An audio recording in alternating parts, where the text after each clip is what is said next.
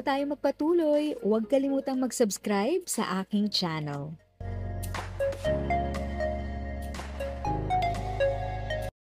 Thank you sa pag-click ng aking video. Good day po sa lahat ng mga nanonood. Sa mga bagong viewers at napadaan lang, by the way, I'm Tita Eda. Welcome to my channel.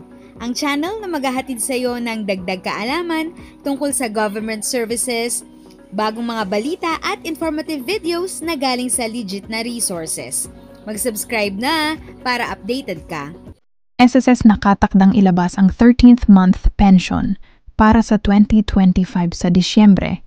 Inaasahang ilalabas ng Social Security System, SSS, ang 13th month pension para sa taong 2025 sa lahat ng kwalipikadong pensioner ngayong darating na Disyembre 2025. Ayon sa paunang impormasyon mula sa loob ng ahensya, ang unang batch ng crediting ay inaasahang papasok sa mga bank account ng pensioners sa bago mag-Disyembre 1, habang ang ikalawang batch naman ay posibleng makredito sa bago mag-Disyembre 4. Kasunod ito ng taunang tradisyon ng SSS na maglabas ng karagdagang benepisyo tuwing Pasko upang matulungan ang mga pensioner sa kanilang holiday expenses at pang-araw-araw na gastusin. Hinati sa dalawang batch ang release. Ang release ng 13th month pension ay karaniwang nakaayon sa crediting date, CD, ng regular monthly pension ng pensioner. Batch 1, CD 115.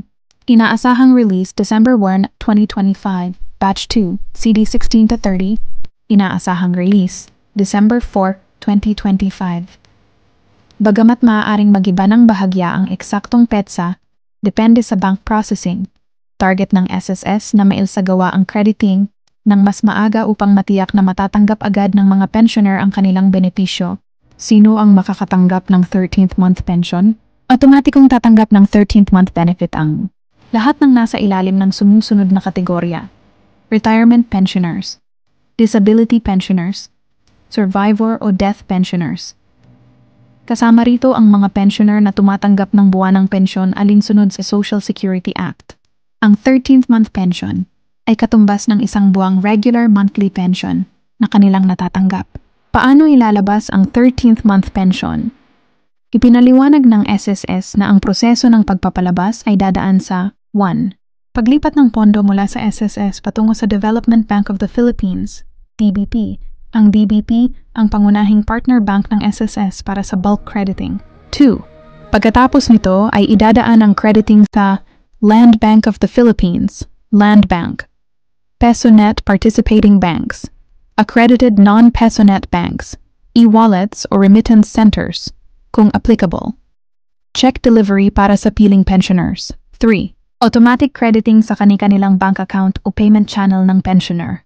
Paalala sa mga pensioner, hinikayat ng SSS ang publiko na siguraduhin aktibo at tama ang kanilang bank account o disbursement account. Iwasan ang mga maling impormasyon at siguraduhin kumuha lamang ng updates mula sa opisyal na SSS website, My SSS portal, verified SSS Facebook at social media pages. Bantayan ang mga anunsyo kung sakaling magkaroon ng pagbabago sa official schedule. Mahalagang information. Hindi na kailangan mag-apply ng pensioner upang matanggap ang 13th month benefit. Ito ay automatic.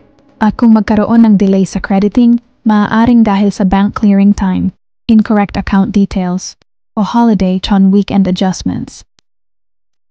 If sa tingin mo, natulungan ka ng video ko na ito, nakasave ka sa oras mo, you can click yung thanks button at any amount ay malaking help sa pag-grow ng channel ko. Yun lang po muna ang aking update.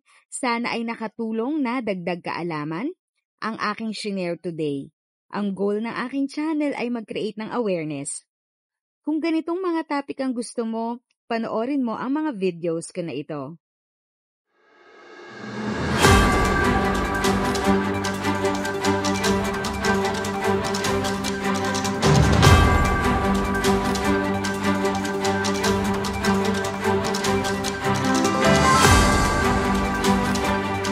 Thanks for watching!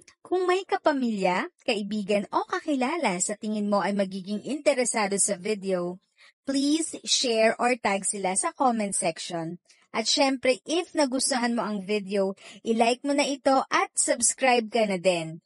As always, feel free to write your questions, comments, and opinions respectfully. And continue to be a blessing and stay safe.